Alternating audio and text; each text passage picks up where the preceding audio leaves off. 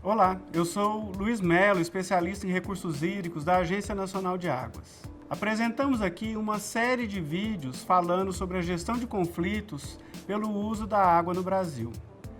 Nesse primeiro vídeo, a gente vai falar sobre alguns conceitos relacionados à gestão de conflitos e também vamos falar brevemente sobre como esses conceitos são apresentados nos demais vídeos da série. Nesses outros vídeos, a gente vai apresentar alguns estudos de caso e também algumas metodologias aplicadas aqui no Brasil para a gestão de conflitos pelo uso da água.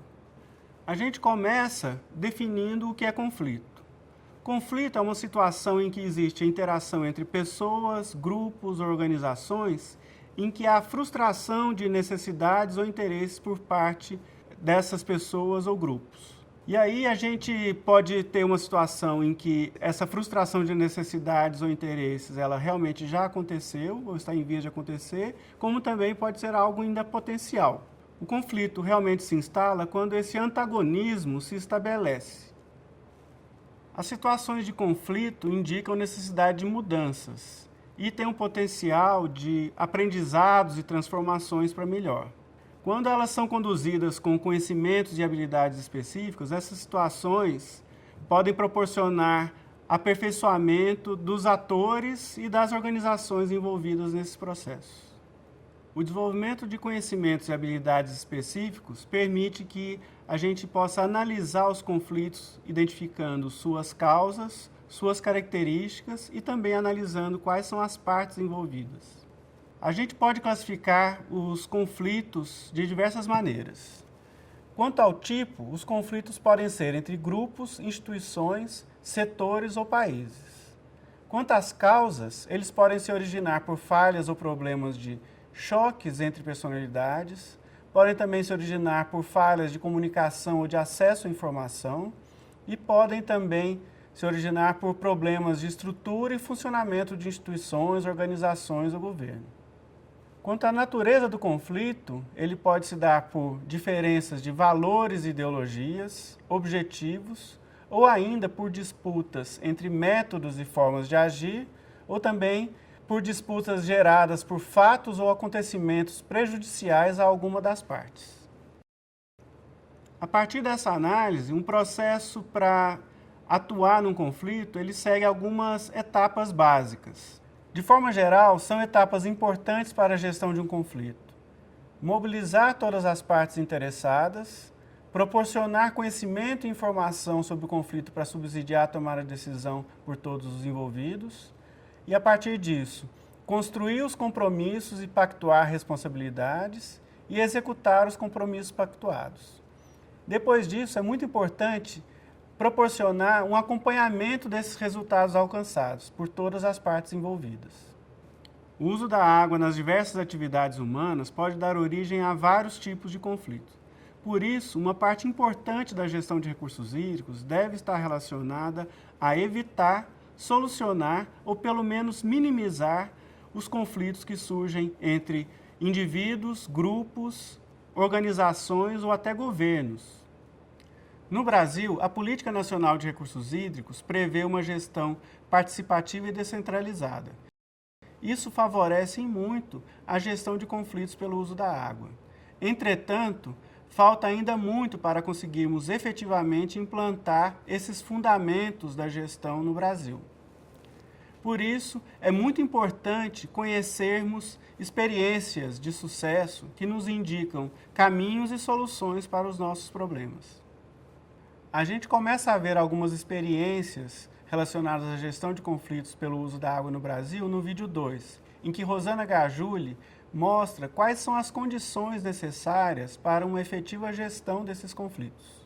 O procedimento para tentar um processo de negociação desses conflitos tem alguns elementos que são bastante importantes nesse processo.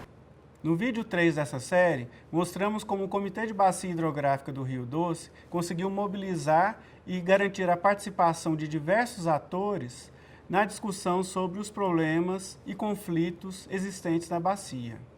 E, a partir disso, conseguiu pactuar soluções ou encaminhamentos para resolver esses conflitos por meio de um plano de recursos hídricos.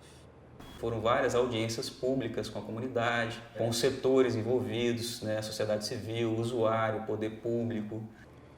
O vídeo 4, que fala sobre a experiência de alocação de água no estado do Ceará, já nos chama a atenção para outro aspecto importante na gestão de conflitos.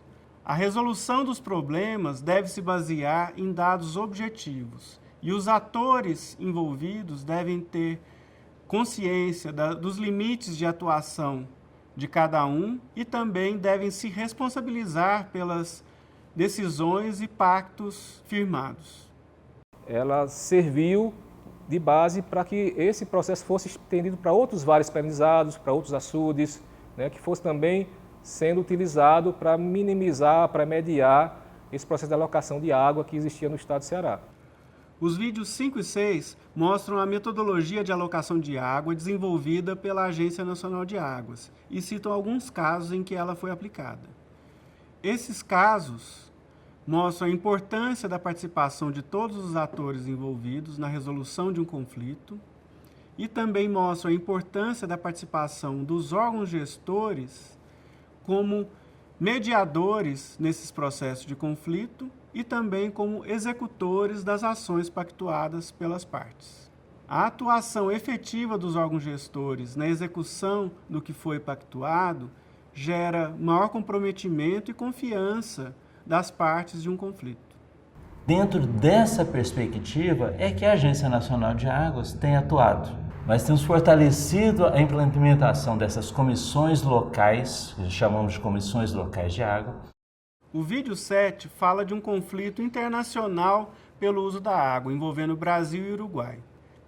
Ele mostra que a pactuação de objetivos em comum é muito importante na gestão de conflitos, mesmo quando as partes têm estruturas organizacionais e governanças totalmente distintas. Mesmo com formas de atuação diferentes, as ações para a resolução dos conflitos são desenvolvidas a partir de objetivos em comum. La integración entre el Comité de Bacia y la Comisión de Cuenca del lado uruguayo comenzó en 2013, donde se elaboraban instancias donde se debatía y se identificaba los problemas que necesitaban una respuesta o una solución en conjunto. Y a partir de ahí se fueron ordenando por orden de prioridad. Bueno, ¿qué queremos a corto plazo, qué queremos a mediano plazo y qué queremos a largo plazo? E, finalmente, nos vídeos 8 e 9, vemos como é fundamental se ter uma visão ampla para identificar como fatores regionais ou globais influenciam nos conflitos por recursos hídricos.